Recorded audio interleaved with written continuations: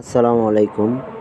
Shiny ইনভার্টারের A90 সিরিজের inverter, এটাতে E10 alarm এসেছে। আমি অ্যালার্মটি রিসেট করে দিলাম।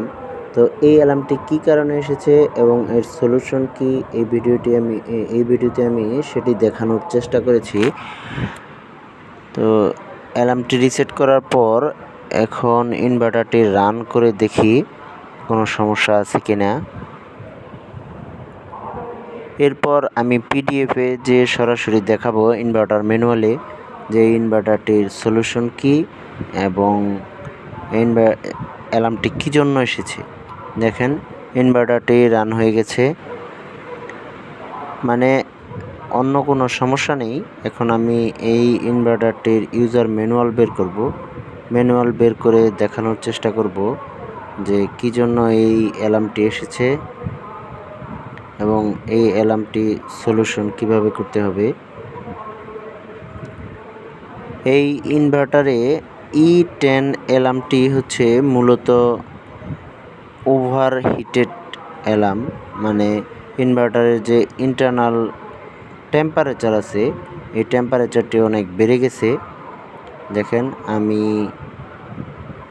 এই পিডিএফটি বের করেছি, এখানে দেখেন E10 মানে ইনভার্টার ওভারহিট। এখানে তিনটি সলিউশন বলছে। এখানে কেবিনেট টেম্পারেচার টু হাই, মানে যেই প্যানেলটা আছে এই প্যানেলের টেম্পারেচার অনেক হাই। ইনভার্টারে ভেন্টিলেশন, মানে ইনভার্টারে যে ফ্যান আছে ওই ফ্যানও নষ্ট হতে পারে। এবং কুলিং ফ্যান ফল্ট, মানে ইনভার্টারে যে কুলিং ফ্যান আছে ওই ফ্যান নষ্টর জন্য যেই ফল্ট আসার সেটি বলা হয়েছে। এখন আমি ওই প্যানেলের মধ্যে কিন্তু দেখালাম যে ওই প্যানেলের যে ফ্যানটি আছে এই ফ্যানটি কিন্তু নষ্ট হয়ে আছে, কিন্তু ইনভার্টারের ফ্যান ওকে আছে।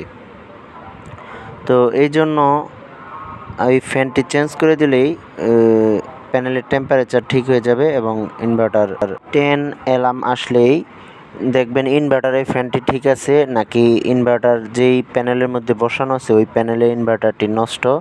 তো এবং ইনভার্টারের টেম্পারেচার কত আছে এটি দেখেই এই প্রবলেমটি সলভ করা যাবে। কিন্তু আমি যেভাবে প্রথমে অ্যালার্মটি রিসেট করলাম, এইভাবে যদি রিসেট করে চালিয়ে দেন তাহলে অ্যালার্মটি আবার আসবে।